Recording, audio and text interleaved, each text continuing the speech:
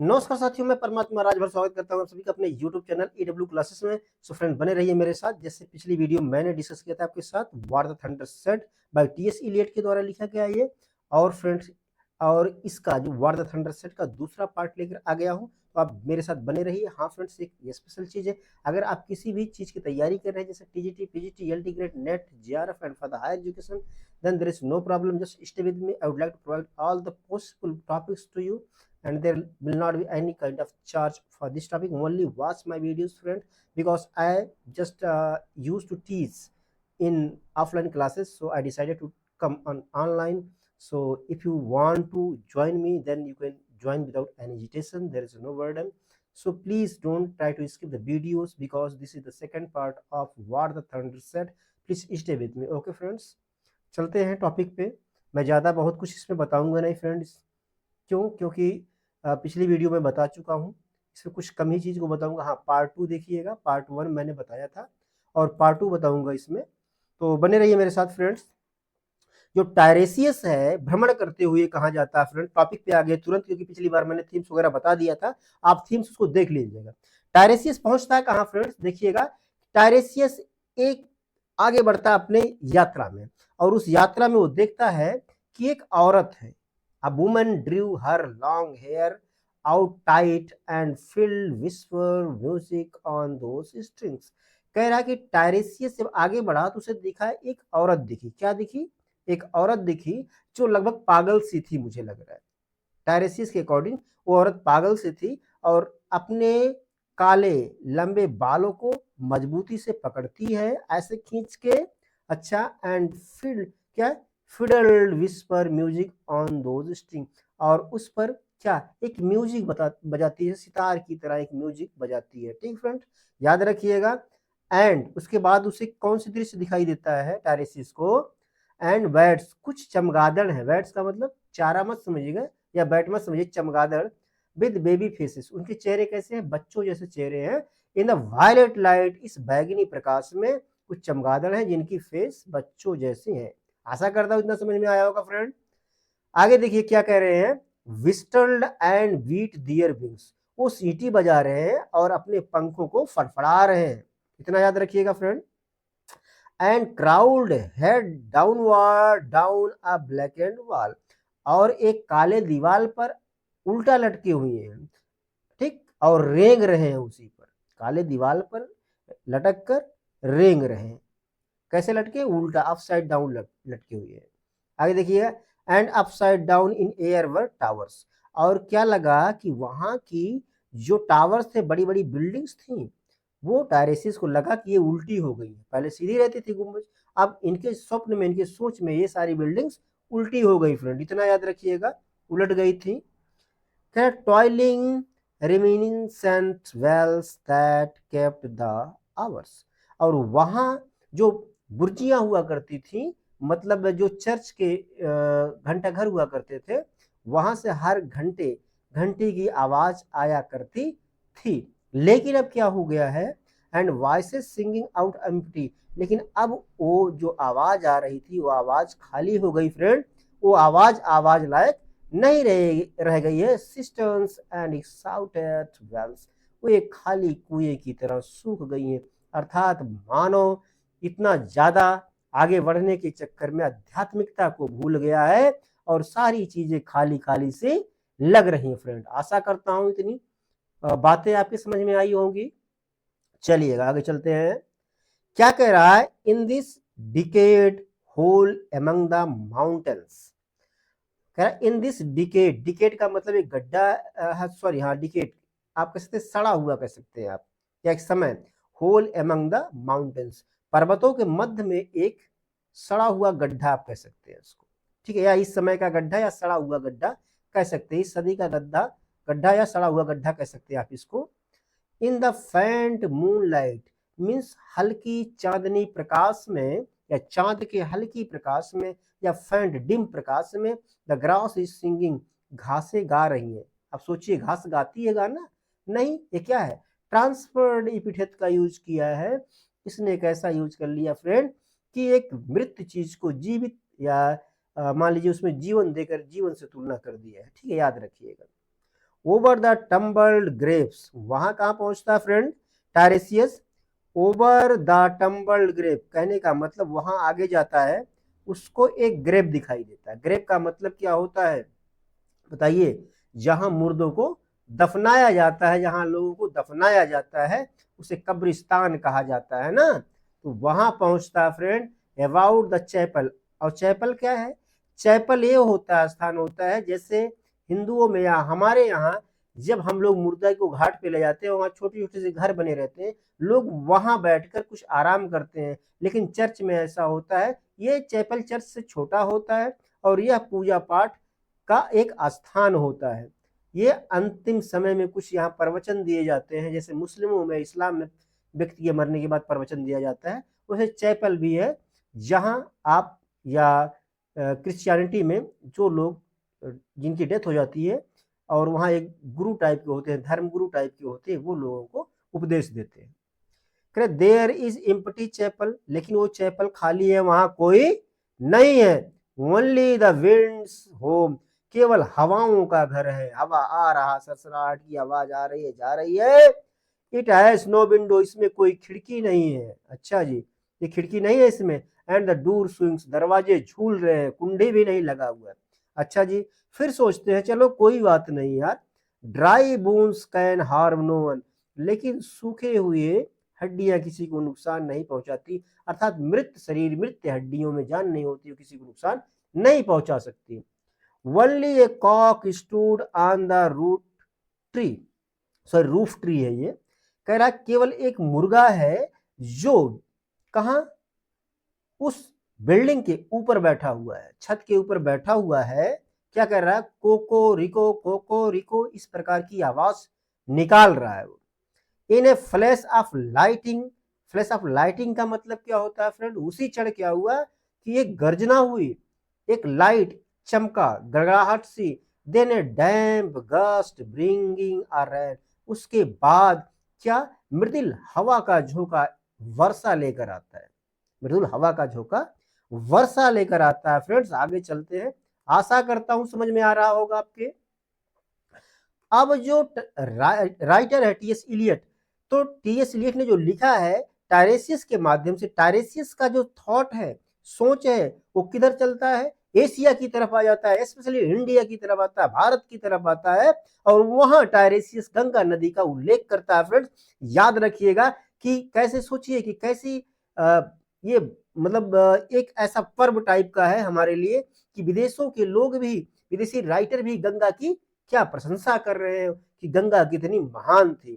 तो वहां राइटर क्या कह रहे हैं कि गंगा इतने महान होते हुए भी क्या गंगा वाज संकन, गंगा सूख रही है या सूख गई। एंड द लिम्प लीव्स, और वहां के आसपास जो वृक्ष के पौधे हैं क्या? वेटेड फॉर रेन, इंतजार कर रहे हैं किसका? वर्षा का इंतजार कर रहे हैं। वाइल द ब्लैक क्लाउड, जबकि काले काले बादल, ब्लैक क्लाउड्स काले काले बादल, गैदर्ड फॉर डिस्टेंट ओवर हिमावंत, और वो कहाँ इकट्ठा हो रहे हैं? वो सीधे हिमालय के पहाड़ियों या हिमालय के घाटियों में इकट्ठा हो रहे हैं। छोटे छोटे बादल या काले काले बादल हिमालय की घाटियों में इकट्ठा हो रहे हैं। The jungle crust humped in silence, और पूरे जंगल में, फॉरेस्ट में, जंगल को जंगल डायरेक्ट लिख दिए, फॉरेस्ट में साइलेंस था, एकदम मातम जैसा छा गया। देन स्पोक द थंडर, तब एक गर्जना की आवाज आती है, थंडर बोलता है। फ्रेंड्स अब आइएगा कि जो दा दा दा है 3 बार बोला जाता है या बोलता है आकाश, तो उसका मतलब क्या है? थंडर क्या बोल रहा है? अब देखिएगा। आशा करता हूँ फ्रेंड समझ में आ रहा होगा। थोड़ा सा कर्सर सेलेक्ट करना पड़ता है मुझे, क्योंकि बिना कर्सर सेलेक्ट किए तो इधर उधर हो जाएगा। आगे देखते हैं। हाँ देखिए, दा, फर्स्ट दा का क्या मतलब है? फर्स्ट दा का क्या मतलब है? फर्स्ट दा का मतलब है दान। क्या है? दान। तो फर्स्ट दा कहता है दत्ता, मिस देने वाला। व्हाट हैव बी गिवन, कौन? टायरेसियस अपने भौतिकवादी मित्र को रिफर करते हुए बताता है कि हे मित्र, व्हाट हैव बी गिवन, कि हमने क्या दिया है? माय फ्रेंड, हे मित्र हमने क्या दिया है? ब्लड सकिंग माय हार्ट, इससे मेरा हृदय, या ब्लड के कारण मेरा हृदय उछल रहा है, हिल रहा है। The awful daring of a moment surrender, मैं थोड़ी देर तक साहस करते हुए इंतजार किया और फिर सरेंडर किया मीन्स आत्मसमर्पण कर दिया। Which an age of prudence can never retract, जिसको किसी भी विवेकी युग के लोग रिट्रैक्ट नहीं कर सकते, नहीं ले सकते, अर्थात दिया हुआ दान, ठीक है, इसको या इस वर्क को कोई हटा नहीं सकता। अगर आप दानी है, दान कर रहे हैं, आपकी जैसा कोई नहीं। अच्छा, तो ये कह रहे हमने क्या दिया, कौन सा चीज दान किया, कह रहा by this and this only, केवल दान से ही वी हैव एक्सिस्टेड, की हमारा अस्तित्व है, दान के कारण ही हमारा अस्तित्व है। अच्छा जी, which is not to be found in our obituaries, या हमारे मृत लेखों में भी नहीं पाया जाता है कि आप भैया दान किए हैं कि नहीं किए हैं, कितना दान किए हैं, तो ये मृत लेखों में भी इसका जिक्र नहीं होता है। आशा करता हूं फ्रेंड समझ में आ रहा होगा। और या तो in memories draped by the beneficent spider, या जो एक बेनिफिशिएंट स्पाइडर है उसके जालों में, मकड़ जालों में भी ये सारी चीजें नहीं पाई जाती हैं कि आपने कितना दान किया, कितना नहीं, आपको कितना दान करना चाहिए, कितना नहीं। और under seal broken by the lean solicitor in our empty rooms, हाँ ये इंपॉर्टेंट लाइन लिखा फ्रेंड्स, यहां तक देखिए कि क्या होता है कि वेस्टर्न कल्चर में जब कोई बुजुर्ग व्यक्ति मरता है तो अपना क्या वसीयत छोड़ के जाता है कि वह किसके सामने कितना वसीयत किसको दिया है, किसको लिखकर वसीयत गया है, तो उसके मृत्यु के पश्चात वकील के द्वारा खोला जाता है ये खाली रूम में। तो यही कह रहे हैं कि उस वसीयत नामे में भी नहीं मिलता है इस चीज का जिक्र, जो वसीयतनामा एक दुबला पतला वकील एक खाली रूम में वसीयत नामे को खोलता है। आशा करता हूं इतनी बात समझ में आई होगी फ्रेंड्स।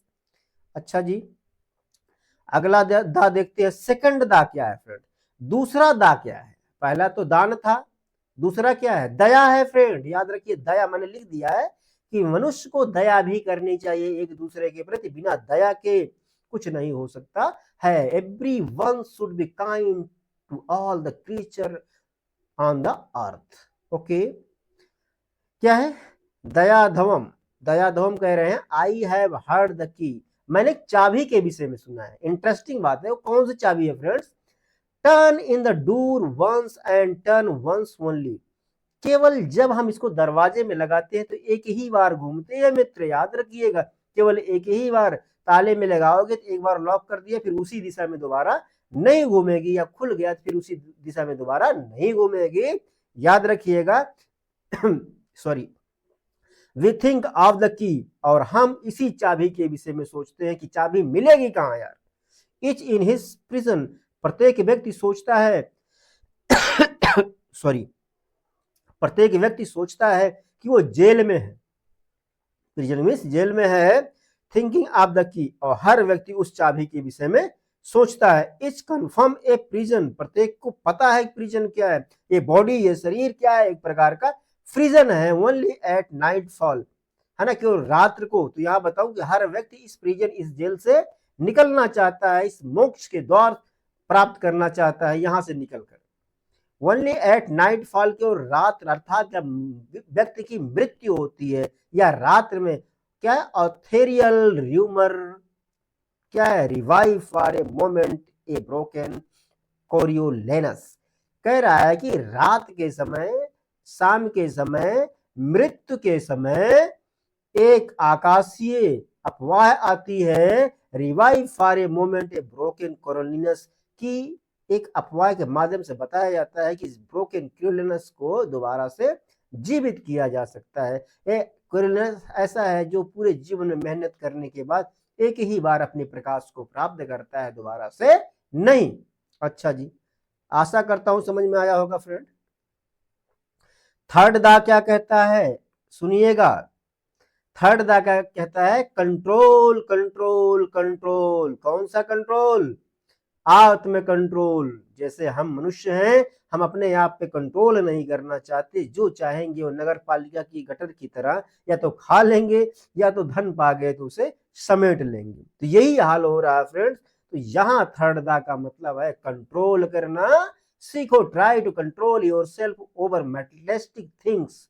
ओके, क्या दम्यता है, इसे कहते हैं द बोट रिस्पॉन्डेड, बोट ने उत्तर दिया या नाव ने उत्तर दिया। Gaily to the hand expert with sail and oar the sea was calm, कि समुद्र शांत था। जब धड़ाम से तीसरी बात आवाज आई, पूरा समुद्र शांत हो गया। Your heart would have responded, तुम्हारे हृदय ने भी उत्तर दिया होगा।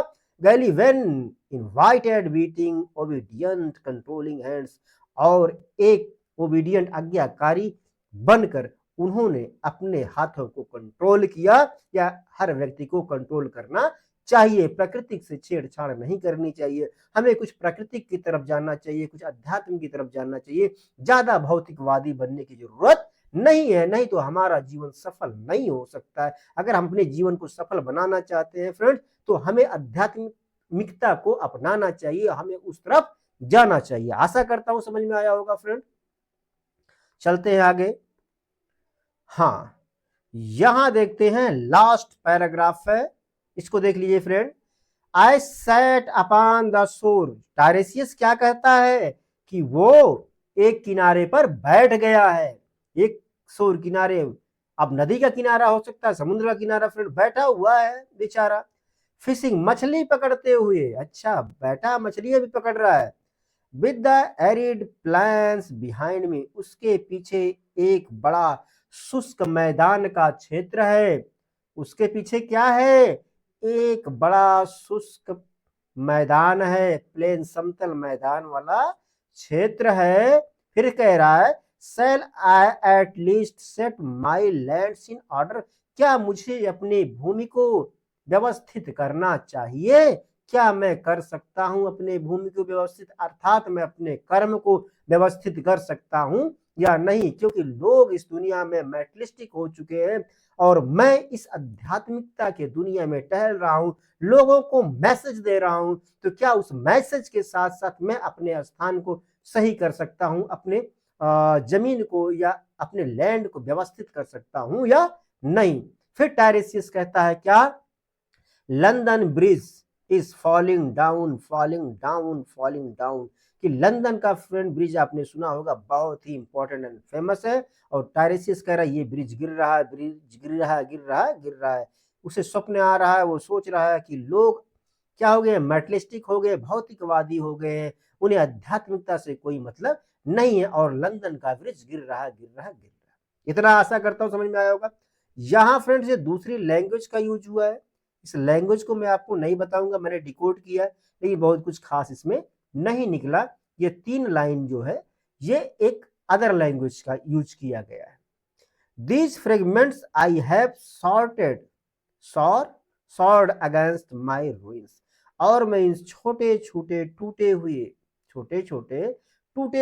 टुकड़ों को, वस्तुओं को, I have sword against my ruins, मैंने अपने शरीर से, अपने ढांचे से लगा लिया। क्योंकि मेरा बर्बाद हुआ ढांचा है, मेरा ढांचा जो है बर्बाद हो चुका है, वो बूढ़ा हो चुका। टायरेसियस की बस की बहुत ज्यादा कुछ बात नहीं है। Why then I'll fit you, तुम्हें क्यों नहीं फिट हो रहा है, तुम्हें भी इसमें फिट होना चाहिए। छोटे छोटे टुकड़ों को अपने हृदय से लगाना चाहिए और इसके हिसाब से काम करना चाहिए। क्यों, क्योंकि अगर आपके अंदर कंट्रोल नहीं है, then there is lot of problem in your life. If you want to solve your problem in your life, then there is no problem. Try to what, and don't try to underestimate yourself, but try to do according to spirituality of your works। कह रहा हायरोनिमस made again, क्या mad है, mad sorry पागल हो गया है, हायरोनिमस दोबारा से पागल हो गया है। अब ये कौन था बाद में बताऊंगा फ्रेंड। फिर आगे कहते हैं दत्ता दयाधवम दम्यता, दत्ता दयाधवम दम्यता, शांति है शांति है शांति है। और भारतीय संस्कृत शब्दों के साथ इस पोएट्री का समापन होता है फ्रेंड्स। आशा करता हूं आपके समझ में आया होगा फ्रेंड्स। अगर आपको ये वीडियो समझ में आई होगी, अच्छा लगा होगा फ्रेंड्स, तो प्लीज फ्रेंड्स इस वीडियो को लाइक करिए, शेयर करिए और अपने मित्रों में शेयर करके बताइए और थोड़ा सा सब्सक्राइब भी करवाइए उनसे। क्यों, क्योंकि मेरा भी कुछ काम आगे हो सके, इसलिए मैं आपसे रिक्वेस्ट कर रहा हूं, क्योंकि मैं भी आपके लिए जो ये लेक्चर्स रिकॉर्ड करता हूँ, काफी मेहनत लगती है फ्रेंड्स। तो आशा करता हूँ समझ में आया होगा। मिलते किसी और नेक्स्ट सेशन में, तब तक के लिए नमस्कार।